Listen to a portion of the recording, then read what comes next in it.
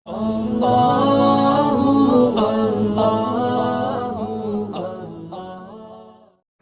عليكم ورحمة الله وبركاته. وعليكم السلام ورحمة الله وبركاته.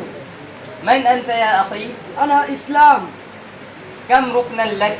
لي 5 أركان كما قال رسول الله صلى الله عليه وسلم: بني الإسلام على 5: شهادة أن لا إله إلا الله وأن محمد رسول الله وإقام الصلاة وإيتاء الزكاة وصوم رمضان وحج البيت.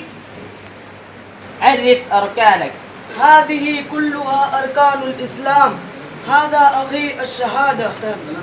أنا شهادتان، أنا أساس الإسلام، أنا كلمة التوحيد، أنا نجاة الدنيا والآخرة.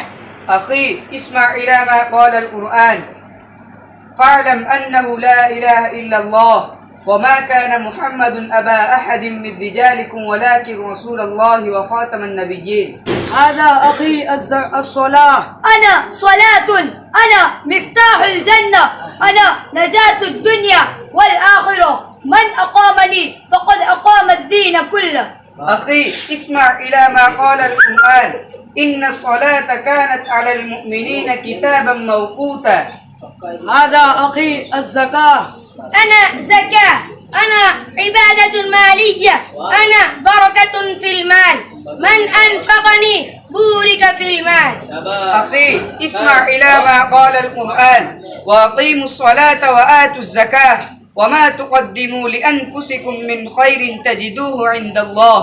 هذا أخي صوم رمضان. أنا صوم، أنا مغفرة، أنا بركة، أنا نجاة من النار. أخي اسمع إلى ما قال القرآن: كتب عليكم الصيام كما كتب على الذين من قبلكم. هذا أخي حج البيت. أنا حج، أنا عبادة بدنية، أنا زيارة بيت الله الحرام، أنا وقوف عرفة، أنا شعار الإسلام. أخي اسمع إلى ما قال القرآن: وأتموا الحج والعمرة لله.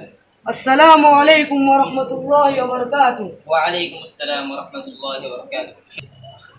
السلام عليكم ورحمة الله وبركاته. وعليكم السلام ورحمة الله وبركاته. شكرا جزيلا.